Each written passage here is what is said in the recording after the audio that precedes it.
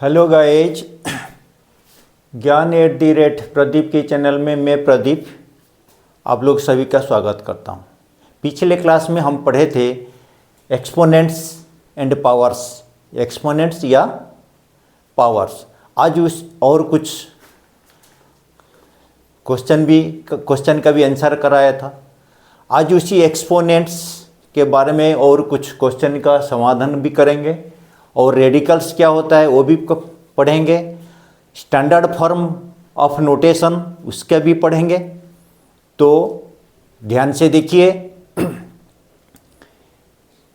Video बीच में से छोड़ के मत जाइएगा। मैथमेटिक्स है, मैं आपको पहले से बता रखा हूँ। बीच में छोड़ के जाने से आप मैथमेटिक्स का आंसर निकलने से पहले आप छोड़ के चले जाओगे, आपको कुछ समझ में नहीं आएगा। ठीक है, तो इसीलिए ये रिक्वेस्ट है, शुरू से आखिर तक वीडियो देखना जरूर। अच्छा लगे तो लाइक कर देना। जो नए सब्सक्राइबर है उनको भी यही कहूँगा, हमारा वीडियो देखिए, अगर समझ में आता है अपने दोस्तों के साथ शेयर भी करना। अगर कोई पेरेंट्स भी देख रहा है, ये भी रिक्वेस्ट है, अगर आपको अच्छा लगता है अपने बच्चे को पक्का दिखाइए, उनका सब्जेक्ट का बारे में बताइए कि उनका मैथ है, समझ में आता है, अच्छी बात है। लाइक और सब्सक्राइब पक्का करना, दोस्तों के साथ शेयर करना। ठीक है, तो आज हम क्या पढ़ेंगे? एक्सपोनेंट्स एंड रेडिकल्स और स्टैंडर्ड फॉर्म, बहुत कुछ है आज। ठीक है, ध्यान से देखिए। पीछे पहले क्लास जो आपने, जिसने नए व्यूअर्स है, जो नया हम करके हमारा चैनल को देख रहे हैं, इससे पहले क्लास अगर नहीं देखा है, मैं डिस्क्रिप्शन में उसका लिंक दे दूंगा। वो लिंक खोल के आप देख लीजिए कि इसका पहला वाला वीडियो क्या है, समझ में आ जाएगा। इसके पहले क्लास में हमने एक्सपोनेंट्स क्या, पावर्स के बारे में बताया, पावर नोटेशन के बारे में भी बताया हूँ। आज हम बताएंगे एक्सपोनेंट्स एंड रेडिकल्स, कुछ क्वेश्चन आंसर करेंगे। तो ठीक है, तो अब अभी फिर चलते हैं, शुरू करते हैं हमारा क्वेश्चन आंसर। देखिए, जैसे लिखा हुआ है सिंप्लीफाई 1/2 का क्यूब माइनस 1/4 का क्यूब इंटू 4/5 इंटू -2/3 का स्क्वायर। इसके सिंप्लीफाई करना है। कैसे सिंप्लीफाई करेंगे? आंसर देखिए, पहले जो लाइन लिखा है ऐसे ही लिखेंगे, 1/2 का क्यूब माइनस 1/4 का क्यूब, ये आपका स्क्वायर ब्रैकेट के अंदर है, ठीक, इंटू 4/5 इंटू -2/3 का स्क्वायर, -2/3 का स्क्वायर। ठीक है, चलते हैं नेक्स्ट लाइन। 1/2 का क्यूब मतलब क्या है? 1 का क्यूब बाई 2 का क्यूब। मैं बता रखा हूं, किस में? अलजेब्रिक एक्सप्रेशन में भी बताया हूं। ठीक है, 1 का क्यूब बाई 2 का क्यूब माइनस 1 का क्यूब बाई 4 का क्यूब, 4 क्यूब है। ठीक है, इसको हमने ब्रैकेट दे दिया, इंटू 4/5 इंटू -2 का स्क्वायर बाई 3 का स्क्वायर, यानी -2 square by 3 square, -2 square by 3 square. ठीक, नेक्स्ट लाइन, 1 क्यूब मतलब 1/2 क्यूब मतलब 8, -1 क्यूब मतलब 1, 4 क्यूब मतलब कितना? 4 4 जा 16, 4 जा 64। ठीक है, 64 हमने लिख दिया ये ब्रैकेट में, इंटू 4/5 इंटू -2 स्क्वायर यानी +4, 4/3 का स्क्वायर, 3 स्क्वायर 9। ठीक, नेक्स्ट देखिए, 1/8 और 1/64 को माइनस करना है, तो क्या करेंगे? इसके एलसीएम निकालेंगे। एलसीएम कितना हो गया? 64। 64 से 8 डिवाइड करेंगे तो 8 आएगा, तो 8 1 जा 8, -64 1 जा 64, यानी 1 1 जा 1। ठीक है, ये हो गया हमारा। इसके बाद ये दोनों गुना कर दो, 4 4 जा 16, 5 9 जा 45। अभी देखिए 8 - 1 7/64, 7/64 इंटू 16/45, 16/45, ये यहाँ कट जाएगा। 16 1 जा 16, 4 जा 64, तो ऊपर में रह गया हमारा कितना 7 इंटू 1, नीचे रह गया 4 इंटू 45, 4 इंटू 45 इक्वल टू 7/180। 4 को 45 में गुणा करो, ये हो गया हमारा पहला क्वेश्चन का हल। नेक्स्ट क्वेश्चन देखिए,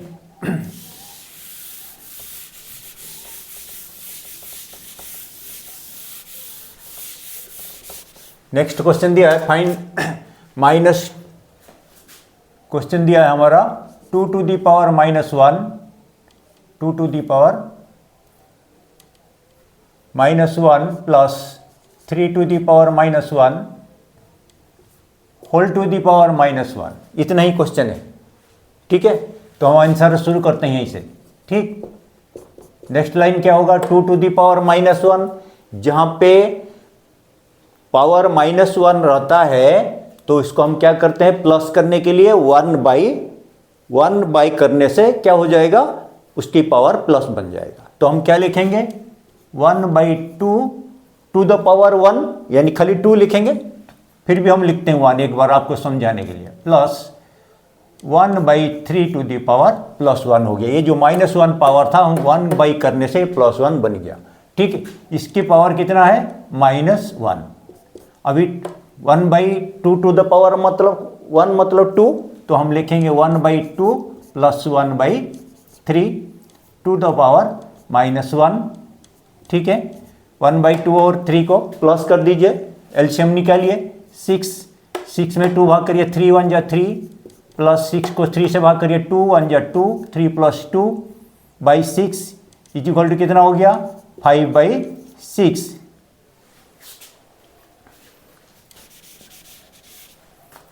इसकी पावर कितना है -1। ठीक है, और आगे क्या लिखेंगे, ये हो गया हमारा 5/6 टू दी पावर -1। ठीक है, फिर हम इसको क्या करेंगे, प्लस करेंगे पावर को, तो नेक्स्ट लाइन में क्या करेंगे 1/5/6 टू दी पावर +1, मतलब कोई 5 यहाँ 1 लिखने की जरूरत नहीं है, तो 1/5/6 मतलब 1 इंटू 6/5 इक्वल टू 6/5। ये हो गया हमारा आंसर। ठीक है, ये हो गया आपका दूसरे क्वेश्चन। नेक्स्ट देखिए, find the reciprocal, find the reciprocal, क्या दिया क्वेश्चन, आंसर देखिए, find the reciprocal 3/2 to the power -2 divided by 1/3 to the power -3। क्या करने के लिए दिया question, find the reciprocal, find the reciprocal. ठीक है, रेसिप्रोकल के लिए क्या करेंगे, तो यही हो क्या, देखो यहाँ पे माइनस पावर है, इसकी पावर जो है माइनस नंबर है, तो इसको हम क्या करेंगे, पहले इसकी वैल्यू निकालेंगे, पहले इसको सॉल्व करेंगे, वैल्यू निकालने के बाद रेसिप्रोकल निकालेंगे, पहले इसको वैल्यू तो निकाले। ठीक है, तो ये यहाँ हम लिखेंगे 1/3/2 टू द पावर 2 +2 हो गया, divided by 1/3 to the power, ये जो माइनस पावर था यहाँ पे प्लस हो गया। ठीक है, ये हो गया हमारा +3, यहाँ पे -3 नहीं है। ठीक, अभी देखिए 1/3/2 का स्क्वायर, यानी 3 का स्क्वायर बाई 2 का स्क्वायर, यानी कितना हो गया, 3 का स्क्वायर कितना हो गया 9/4, डिवाइडेड 1/3 का क्यूब, 1 का क्यूब बाई 3 का क्यूब, 1 का क्यूब हो गया 1, 3 का क्यूब हो गया कितना 3 3 जा 9 3 जा 27। ठीक है, अच्छा नेक्स्ट देखिए, इसको उल्टा कर दीजिए, 1/9/4, यानी 1 मल्टीप्लाइड, देखो मैं करके दिखाता हूँ, 1 मल्टीप्लाइड 4/9 डिवाइडेड बाई 1 मल्टीप्लाइड 27/1। ये आपको एक एक लाइन पूरा समझा रहा हूँ, ध्यान से देखिए, कोई लाइन नहीं छोड़ रहा हूँ। ये कितना हो गया हमारा 4/9 डिवाइडेड 27/1, यानी 27। ठीक है, फिर इसको हम मल्टीप्लाई करेंगे तो क्या लिखेंगे 4/9 इंटू मल्टीप्लाइड, ये 27 जो y1 था ये हो जाएगा उल्टा हो जाएगा, फिर 1/27। ठीक है, 1/27 कितना हो गया 4 1 जा 4/27 और 9 गुणा करो, 9 7 जा 63 से 3 6 9 2 जा 18 6 हो गया 43, 4/43 ये होगा हमारा, पहला आ गया हमारा क्या, ये सॉल्व करने का आंसर। फिर रेसिप्रोकल निकालना है, फाइंड द रेसिप्रोकल। फिर क्या लिखना है, रेसिप्रोकल ऑफ 4/243 क्या होगा। फिर ये इसको 1 बाई डिवाइडेड करना है। रेसिप्रोकल कैसे निकालते हैं बताया था इससे पहले क्लास में, 1 बाई डिवाइडेड करना है। फिर हम लिखेंगे 1/4/243 इज इक्वल टू 1 इंटू 2, उल्टा कर देना है, 243/4 इज इक्वल टू 243/4। ये हो गया हमारा रेसिप्रोकल, निकल गया आंसर। ये हो गया पहला 3 क्वेश्चन। ठीक, अभी देखिए पढ़ेंगे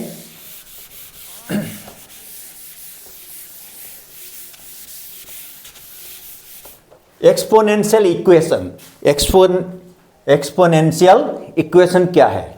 एक्सपोनेंशियल इक्वेशन बता रहे अन equation which contains an unknown quantity, which contains an unknown quantity as an exponent is called exponential equation। ठीक है, जिस एक्सपोनेंट का जो एक्सपोनेंट, जिसका एक्सपोनेंट एक अननोन क्वांटिटी है, उसी, अगर ऐसे कोई इक्वेशन में है जिसकी एक्सपोनेंट कोई दिया नहीं है, वैल्यू नहीं दिया है, एक्स दिया है, वाई दिया है, तो वो क्या है, अननोन क्वांटिटी है। वो क्या बोलते हैं, उसको अननोन क्वांटिटी कहला जाता है। तो उसी इक्वेशन को क्या कहला जाएगा, एक्सपोनेंशियल इक्वेशन। जैसे कि एग्जांपल मैं देता हूं, मान लीजिए यहां पे लिखा 12 to the power x is equal to 144। यहां पे एक्सपोनेंट कौन है, जो पावर, उसी को एक्सपोनेंट कहते हैं। 12 का एक्सपोनेंट कौन है, x। ये जो x का वैल्यू अननोन क्वांटिटी, यहाँ कितना है उसकी अननोन हमको पता नहीं है, लेकिन तो इसका मतलब ये एक इक्वेशन दिया है 12 to the power x is equal to 144, लेकिन यहाँ पे जो एक्सपोनेंट ये अननोन है, एक्सपोनेंट अननोन है, तो वैल्यू कैसे निकालेंगे। तो इस टाइप का इक्वेशन को एक्सपोनेंशियल इक्वेशन कहला जाता है। ठीक है, जिस इक्वेशन में एक्सपोनेंट का वैल्यू अननोन रहता है, उस इक्वेशन को एक्सपोनेंशियल इक्वेशन कहते हैं। तो अभी इस टाइप का जब होता है, मान लीजिए लिखा हुआ है m to the power x is equal to n। ठीक है, m to the power x is equal to n। यहाँ पे एक्सपोनेंट कौन है, x है, लेकिन ये x अननोन है, स्क्वायर है, 2 है, 3 है, पावर कुछ लिखा नहीं है, लेकिन x लिखा है, तो कैसे वैल्यू निकालेंगे। तो इस टाइप का इक्वेशन में, इस इक्वेशन को क्या कहते हैं, एक्सपोनेंशियल इक्वेशन। एक्सपोनेंशियल इक्वेशन में वैल्यू कैसे निकालेंगे। ठीक है, इस एक्सपोनेंशियल इक्वेशन में वैल्यू कैसे निकालेंगे, देखिए जैसे मैं यहाँ पे एग्जांपल दिया है 12 to the power x is equal to 144। हम इसको इस तरह लिख सकते हैं 12 to the power x is equal to 144। ये 12 का कितना होगा, 12 का पावर कितना होने से 144 होगा, ये ध्यान रखना है। यहाँ पे अगर बेस 12 दिया है तो यहाँ हमको 12 बेस बनाना है, 12 बेस बनाना है। तो 12 टू द पावर x है, यहाँ पे 12 टू द पावर x, यहाँ 144 की 12 का पावर कितना होता है, स्क्वायर होता है, तो हम लिखेंगे 12 स्क्वायर। देखिए यहाँ पे बेस बराबर हो गया, 12 का 144 12 का स्क्वायर होता है, तो इसका मतलब यहाँ पे जब बेस बराबर हो गया है तो यहाँ पे इसका मतलब पावर भी बराबर है, तभी तो एक इक्वेशन बना है, इक्वल टू दिया गया है। तो इसका मतलब हम क्या समझे, तो x इज इक्वल टू कितना समझे हमने, 2। इसका आंसर यही है। तो यहाँ पे x का वैल्यू कितना हम निकल गया कि x इज इक्वल टू 2। इसी तरह वैल्यू निकालना है x का। मान लीजिए इससे दूसरा एक एग्जाम्पल है 2 to the power x minus 4, 2 to the power x minus 4 is equal to 1 दिया गया है। इसका वैल्यू निकालिए, इसकी वैल्यू निकालना है, x का वैल्यू कितना होगा, यही है, इसके जो पावर दिया गया x माइनस 4, इसकी वैल्यू निकालिए, कैसे होगा।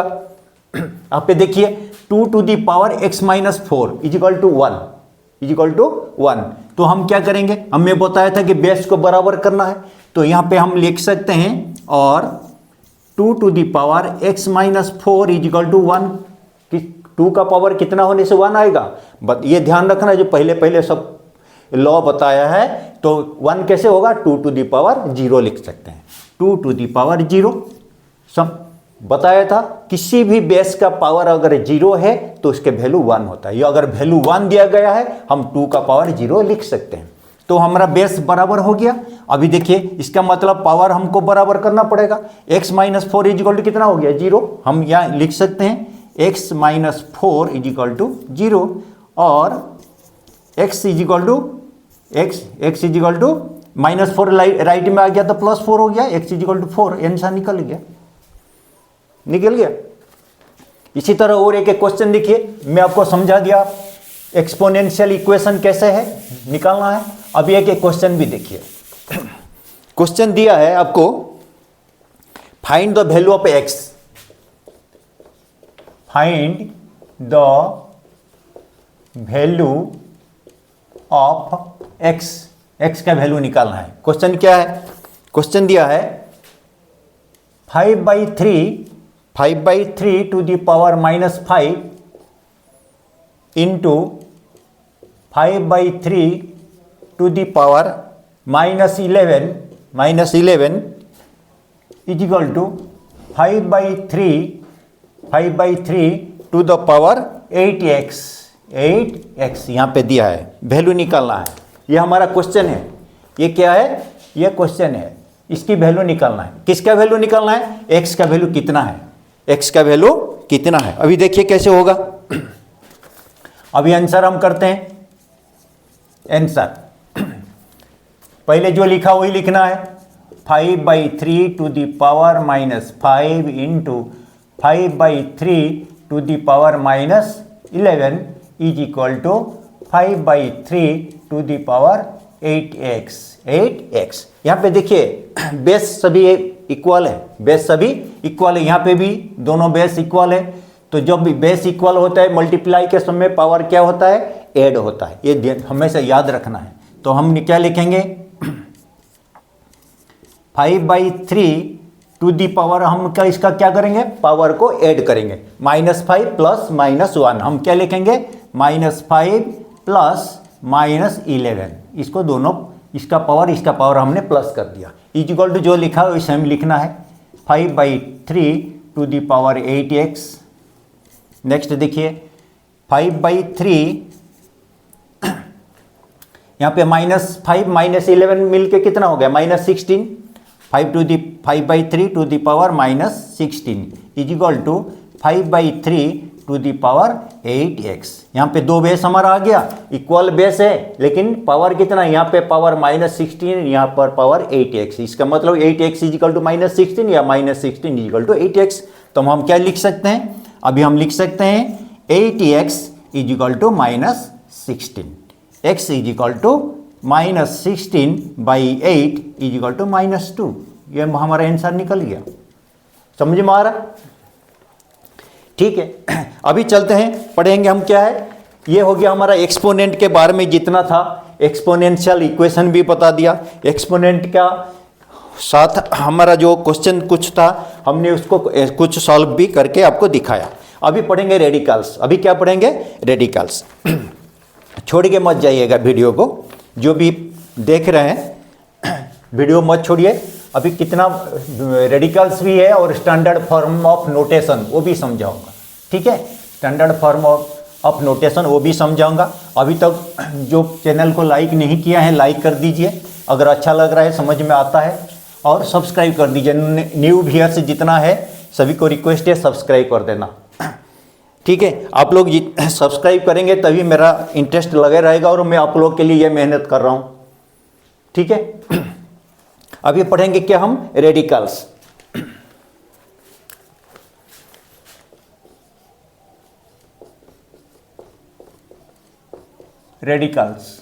रेडिकल्स किससे कहते हैं?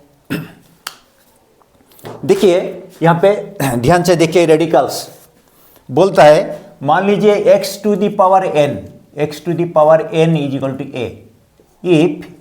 If x to the power n is equal to a, यहाँ पे एक्सपोनेंट कौन है? n है। x का पावर कौन है? n है। इज इक्वल टू कितना है? a। अगर यहाँ पे a होता है तो x इज इक्वल टू कितना है? x इज इक्वल टू कितना है? हम इस x to the power n is equal to a अगर लिखा है तो इसका मतलब x इज इक्वल टू क्या लिख सकते हैं? कौन बताएगा? देखिए एग्जाम्पल देने से आप लोग समझ जाओगे। x इज इक्वल टू क्या लिखेंगे, n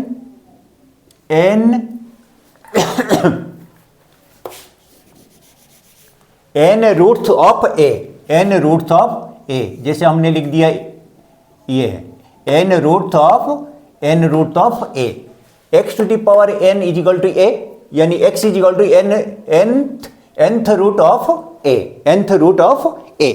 जैसे कि एग्जाम्पल मैं देता हूं 2 क्यूब कितना है, 8 होता है। 2 क्यूब इज इक्वल टू 8 होता है।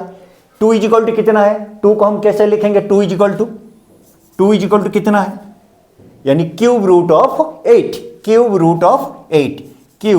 रूट ऑफ 8, ये है उसकी प्रोसेस है। अगर 2 क्यूब इज इक्वल टू 8 होता है, इसका मतलब 2 is equal to cube root of 8, ठीक है। 8 को मतलब 8 का ये क्या कैसे निकलता है, 2 क्यूब रूट ऑफ 8, इसका मतलब 8 को फैक्टर्स निकालना है, 3 फैक्टर्स में से एक फैक्टर लोगे पक्का 2 निकल जाएगा, यही उसकी प्रोसेस है। यानी देखो 8 को 3 में हम फैक्टर्स निकालेंगे, 2 इंटू 2 कितना 3 निकला, 3 है, 3 2 है, और इसमें से हम क्या करेंगे, क्यूब लिख दिया, यानी तीनों में से एक लेंगे तो कितना होगा 2, ये बराबर 2 निकल गया ना।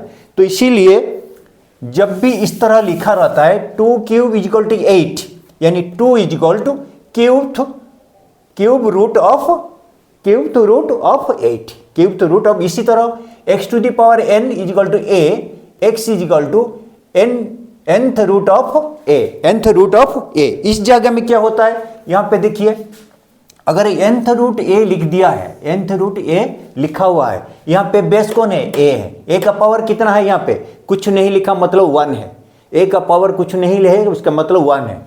और इसको हम यही बोलते हैं रेडिकल्स, इसी को बोलते हैं। इस जगह में यहाँ पे देखो, इस जगह में जो अगर लिख दिया nth रूट a, इसकी मतलब इस पोजीशन पर n है रेडिकल्स, इस जगह में n को क्या बोलते हैं, रेडिकल्स, ठीक है।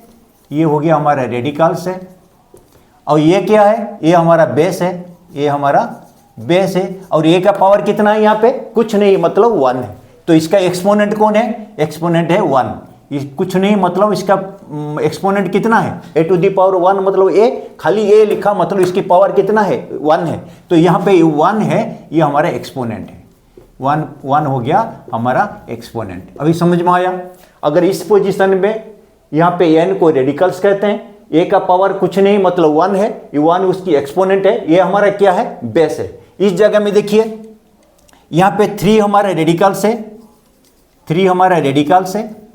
8 क्या है, बेस है, 8 हमारा बेस है। 8 मतलब पावर कुछ नहीं मतलब उसकी एक्सपोनेंट क्या है, 1 है। यहाँ पे इसका पावर 1 है, इसका मतलब 1 हो गया हमारा क्या है, एक्सपोनेंट, 1 हो गया हमारा एक्सपोनेंट। अभी समझ में आया रेडिकल्स कैसे निकालना है। अभी देखिए, दोबारा देखिए, अगर इस जगह में x is equal to nth root a, इसका मतलब n इसका रेडिकल है, एक खाली बेस है, a का पावर कितना है उसको 1 मान के हमेशा चलना है। हमको पता है ये खाली a लिखा हुआ, इसका मतलब पावर 1 है, ठीक है, इसका पावर 1 है। तो यहाँ इसका एक्सपोनेंट जो पावर होता है उसी को एक्सपोनेंट कहते हैं। तो इसका एक्सपोनेंट 1 है, ये हमारा बेस है, n हमारा रेडिकल्स, ये आपको तो बता दिया, n रेडिकल्स 1 एक्सपोनेंट, ये हमारा बेस है। तो इसी तरह हम निकाल सकते हैं। देखिए लिखा है एक्सप्रेस एज रेडिकल्स, क्वेश्चन अगर दिया है एक्सप्रेस एज रेडिकल्स, रेडिकल्स में एक्सप्रेस करना है, रेडिकल्स में एक्सप्रेस करना है। जैसे दिया गया हमारा question 21 to the power 1/8, 21 to the power 1/8। दूसरा है 25 टू द पावर 3/4। तीसरा है 2/9 टू द पावर 1/9। अगर इस तरह दिया गया है, इसका रेडिकल्स कैसे निकालेंगे। देखिए रेडिकल्स यहाँ पे देखो 21 हमारा बेस है, इसकी पावर कौन होगा, ये देखो इसका जब रेडिकल्स में हम कन्वर्ट करेंगे ये 8 चला जाएगा, रेडिकल्स बन जाएगा 1, उसकी एक्सपोनेंट बनेगा। तो हम क्या लिखेंगे 8th रूट 21। इसका पावर 1 लिखा है, वहाँ 1 लिखने की जरूरत नहीं है। जहाँ पे 1, जहाँ पे फ्रैक्शन में 1 होगा, यहाँ पे पावर 1 लिखने की जरूरत नहीं है, खाली लिख देना 8/√21। ये हो गया हमारा रेडिकल्स निकल गया। इसका देखिए 25⁴, यहाँ पे 3 उसकी एक्सपोनेंट बनेगा, 4 चला जाएगा रेडिकल्स में, तो हम क्या लिखेंगे, फोर्थ रूट ऑफ 25 क्यूब, यहाँ पे क्यूब भी रहेगा, 25 क्यूब, ये जो 3 है उसकी एक्सपोनेंट बन के रहेगा और 4 हमारा रेडिकल्स बन जाएगा। नेक्स्ट में देखिए यहाँ पे सेम इसी तरह 2/9,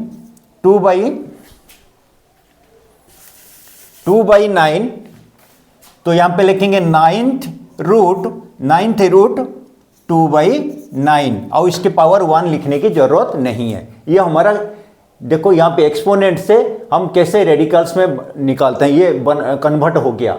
ये हमारा रेडिकल्स कौन है, यहाँ पे 8 है रेडिकल्स, यहाँ पे 4 कौन है रेडिकल्स, यहाँ पे 9 है रेडिकल्स। तो यहाँ पे इसी तरह रेडिकल्स में कन्वर्ट करना है। अगर रेडिकल्स दिया गया है और उसको एक्सपोनेंट में कन्वर्ट कैसे करेंगे, ये भी देखिए।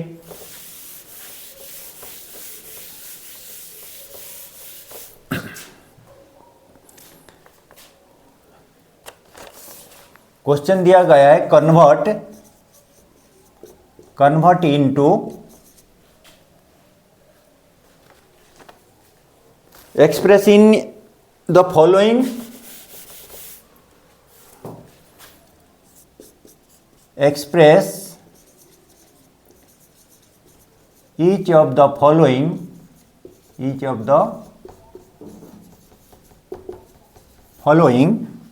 in exponents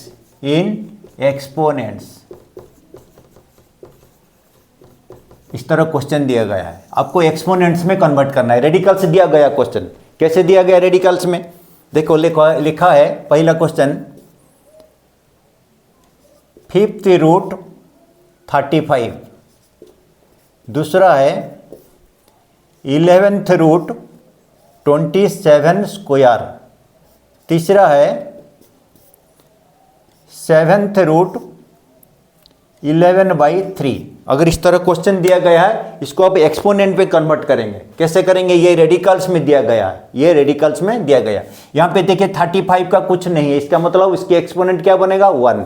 और देखिए कैसे लिखेंगे हम इसको, क्या लिखेंगे 35 टू द पावर कितना बनेगा 1/5, 35 टू द पावर 1/5 बनेगा। यहाँ कैसे बनेगा 27, ये जो 2 है उसके ऊपर रहेगा, ये 11 जो है नीचे आएगा, यानी 27 टू द पावर 2/11। ये कैसे बनेगा, इस तरह देखिए 11/3, इसकी एक्सपोनेंट नहीं है, इसका मतलब 1 है, इसका ये आएगा नीचे, ये होगा 1/7। इसी तरह आपको रेडिकल्स को एक्सपोनेंट में कन्वर्ट करना है। इससे पहले आपको रेडिकल्स को एक्सपोनेंट को रेडिकल में कैसे कन्वर्ट करना है ये मैं बता दिया है, ठीक है, अभी समझ में आता है। नेक्स्ट देखिए, ये आपको मैं रेडिकल्स बता दिया, हम बताएंगे अभी स्टैंडर्ड फॉर्म। ध्यान से देखिए स्टैंडर्ड फॉर्म क्या होता है, standard form of notation, standard form of notation. अभी देखिए स्टैंडर्ड फॉर्म, ये डी है, standard form of notation. Notation आपको पहले क्लास में, इससे पहले क्लास में नोटेशन में पावर नोटेशन बता रखा हूं, ठीक है, पावर नोटेशन बता रखा हूं। इसमें स्टैंडर्ड फॉर्म में कैसे करेंगे, मान लीजिए कोई एक संख्या दिया गया है, जैसे कि 583,000, इसको हम स्टैंडर्ड फॉर्म में कैसे कन्वर्ट करेंगे, यहाँ पे देखना है। स्टैंडर्ड फॉर्म में हमेशा जब भी आप कन्वर्ट करना चाहते हैं, ध्यान से देखिए ना, यहाँ पे सिंगल डिजिट के बाद डेसिमल पॉइंट लगेगा। लेफ्ट साइड से लेफ्ट को सिंगल डिजिट रखना है, बीच में डेसिमल पॉइंट लगाना है, यानी जैसे कि तो 583, तो हम क्या लिखेंगे 5.83, बाकी कितना जीरो बच गया 30 है, ये 30 है, और पॉइंट के बाद टू नंबर्स है, यानी 5 के बाद अगर हम ये सिंगल डिजिट के बाद अगर यहाँ पे डेसिमल पॉइंट लगाते हैं, टोटल डिजिट कितना बनता है? 5 बनता है। तो यहाँ पे लिखोगे 5.83 into 10 to the power 5, 10 to the power 5। 5 कहाँ से आया? ये जो 5 कहाँ से आया? यानी पॉइंट के बाद, सिंगल डिजिट के बाद हमने पॉइंट लगा दिया, इसके बाद यहाँ पे अगर पॉइंट लग गया तो टोटल डिजिट कितना है? 5 के डेसिमल के राइट साइड में कितना डिजिट रहता है, ये इतना ही पावर बनेगा 10 का। तो इसी तरह ये स्टैंडर्ड नोटेशन इस तरह बनता है। तो 5.83 इंटू 10 टू दी पावर 5 इस तरह बनता है। जैसे कि नेक्स्ट दूसरा एग्जाम्पल देखिए, अपर अगर इस तरह लिखा है 44740 है, इसके साथ कितना जीरो है? 4 टाइम्स 0 है। यहाँ पे देखिए हम क्या करेंगे, सिंगल डिजिट के बाद डेसिमल पॉइंट लगाएंगे, हम लिखेंगे 4.47 यहाँ पे पॉइंट लग गया तो 47, यहाँ पे अगर डेसिमल लग गया, ये डेसिमल के बाद टोटल कितना डिजिट है ये गिनती करना है। 1 2 3 4 5 6, यहाँ पे लिखोगे 10 टू दी पावर 6। यहाँ पे डेसिमल नहीं लगाना है, आप यहाँ पे लगाना है, मैं आपको समझाने के लिए बताया हूँ। 4 के बीच में अगर यहाँ पे 4 के बाद डेसिमल पॉइंट लग गया तो बन गया यह हमारा 4.47 लिखना है। इसके बाद ये डेसिमल के बाद कितना डिजिट, टोटल डिजिट कितना है ये गिनती करके इतना पावर, इसको 10 का पावर लिख देना है। तो यहाँ पर क्या बन गया? 4.47 इंटू 10 टू दी पावर 6, ये हो गया उसकी स्टैंडर्ड फॉर्म होता है। अगर इस तरह लिखा है, जैसे मान लीजिए आपको दिया गया 0.6 टाइम 0 है, 6 टाइम 0 है, इसके बाद 5 लिखा है। इसको हम स्टैंडर्ड फॉर्म में कैसे लिखेंगे? जहां पे डेसिमल लगा के दिया गया पहले से है, हमने यहाँ पे देखो होल नंबर था, हमने इसको डेसिमल लगा के इस तरह लिखा। अगर आपको डेसिमल में दिया गया है, इस टाइम क्या करोगे? सिंगल डिजिट के बाद हमारा डेसिमल पॉइंट लगेगा। सिंगल डिजिट का हमारा डिजिट कितना है? एक्चुअली फिगर कितना है? 5 है। तो नंबर हमारा 0 को छोड़ने के बाद एक्चुअली नंबर कौन सी है? 5 है। तो हम क्या होगा, हमारा यहाँ पे लगेगा 5.0 लिखेंगे। 5 के बाद आगे डिजिट नहीं है तो इसलिए हम 0 लिख दिया। लेकिन इसकी लेफ्ट साइड में 0 है, तो यहाँ पे इसका मतलब ये अगर 5 के बाद 0 लगा है, इसके टोटल डिजिट गिनती करना है, लेफ्ट को कितना डिजिट है? 2 4 6 कितना डिजिट है? 5 को छोड़ने के बाद कितना डिजिट है? 2 4 6 0 है। तो यहाँ पे क्या होगा? 5.0 इंटू 10 टू दी पावर -6 होगा, ये ध्यान रखना। अगर डेसिमल पॉइंट दिया है इस तरह, एक डिजिट के बाद हमारा डेसिमल जो नंबर है, सिंगल नंबर के बाद हमारा डेसिमल पॉइंट लगेगा। ये नंबर के बाद कितना डिजिट लेफ्ट में है, इतना पावर 10 टू दी पावर -6 बनता है। ये उसकी स्टैंडर्ड फॉर्म का रूल है, ये ध्यान रखना, ठीक है। और एक एग्जाम्पल देखिए, अगर ये लिखा है 346 इंटू 10 टू दी पावर 7, अगर ये इस तरह ऑलरेडी लिख के दिया है, यहाँ पे डेसिमल पॉइंट नहीं लगा हुआ है, हमको लगाना है, तो हम क्या करेंगे? डेसिमल पॉइंट लगा के कैसे करेंगे? 346 लिखा हुआ है, हम क्या लिखेंगे? 3.46 लगेंगे। अभी 10 टू दी पावर कितना लिखेंगे? 10 कितना 0 लगाएंगे? यहाँ पे हमको 0 लगाना है, ये ऑलरेडी 10 टू दी पावर लगा के दिया है, हमको 0 कितना लगाएंगे? देखो 3.46 लिख दिया, ऑलरेडी पॉइंट के बाद 2 डिजिट है, तो कितना 0 और लगेगा? क्योंकि 10 टू दी पावर 7 लिखा हुआ है, तो इसका मतलब हमको टोटल 7 डिजिट लगाना है। डेसिमल के बाद 7 डिजिट बनाना है, तो डेसिमल के बाद हमको ऑलरेडी 2 डिजिट मिल गया है, तो इसका मतलब हम इसके आगे 5 0 लगाएंगे। कितना टाइम्स 0 लगाएंगे? 5 टाइम्स 0 लगाएंगे। तो हमारा ये हो गया 3.46 0 0 0 0 0, ये हो गया उसकी स्टैंडर्ड फॉर्म का फॉर्मूला है, ठीक है। अभी देखो, अगर स्टैंडर्ड फॉर्म में दिया गया है, हम इसको यूजुअल फॉर्म में कैसे लिखेंगे?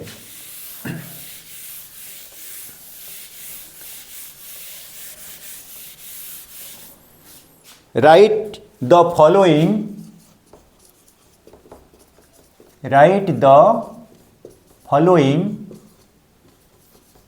इन यूजुअल फॉर्म, इन यूजुअल फॉर्म। अगर इस तरह लिखा है क्या करोगे? क्वेश्चन दिया गया है क्या है? Right the following in usual form. ठीक, क्वेश्चन दिया गया आपको 3.85, ये ऑलरेडी कौन सी फॉर्म में दिया होगा? क्वेश्चन मिलेगा आपको स्टैंडर्ड फॉर्म में दिया गया मिलेगा। ठीक है, दिया हुआ होगा 3.85 इंटू 10⁵ लिखा है।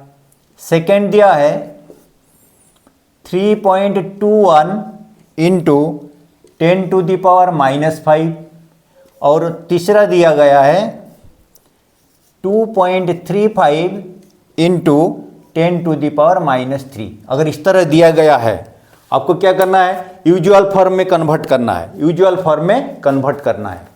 ये ऑलरेडी कौन सी फॉर्म में दिया गया है? ये स्टैंडर्ड फॉर्म ऑफ नोटेशन में दिया गया है क्वेश्चन। आपको इसको यूजुअल फॉर्म बनाना है। तो हम क्या करेंगे? और डेसिमल पॉइंट को पहले हटाना है, तो हम हटा दिया। फिगर कितना फिगर लिखना है? 385 को 385 लिख देना है। 10⁵ दिया गया है। आप देखो डेसिमल पॉइंट बाद हमको 2 डिजिट ऑलरेडी दिया गया था, तो इसका मतलब हम कितना जीरो लगाएंगे? 3 जीरो लगाने से 10⁵ लिखा है, तो हम टोटल और 3 टाइम्स जीरो लगाएंगे, तभी हमारा ये 3.85 टू द पावर 10⁵ बनना है। नेक्स्ट देखिए, यहाँ पे -5 दिया है, 10⁻⁻5 दिया गया है, 3.21 लिखा हुआ है। यानी पहले हम क्या करेंगे? 0 पॉइंट से शुरू करेंगे। टोटल कितना डिजिट बनेगा? कितना डिजिट बनेगा यह ध्यान देना। 3.21, 3 के बाद कितना डिजिट है? ऑलरेडी 2 डिजिट है। यानी कितना पॉइंट के बाद कितना जीरो लगाएंगे? और -5 दिया गया है, 3 टाइम्स जीरो लगाएंगे। कितना टाइम से लगाएंगे? कितना टाइम से लगाएंगे? पॉइंट डेसिमल के बाद 1 डिजिट है ऑलरेडी। ये डेसिमल से पहले कितना डिजिट है? 1 डिजिट है। तो हमको कितना चाहिए? -5, यानी और 4 टाइम्स जीरो, 4 डिजिट प्लस ये 1 डिजिट, डेसिमल से पहले 1 डिजिट। तो हम क्या करेंगे? कितना जीरो लगाएंगे? 4 टाइम्स जीरो लगाएंगे।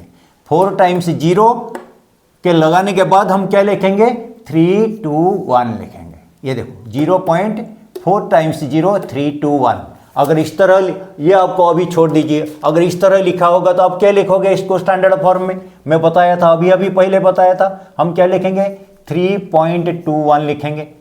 पॉइंट के बाद आगे का डिजिट चला गया, पॉइंट से पहले कितना डिजिट है? 1 है, तो और 4 जीरो लगाने से हम क्या लिखेंगे? 3.21 10⁻⁻5 ये होता है उसकी।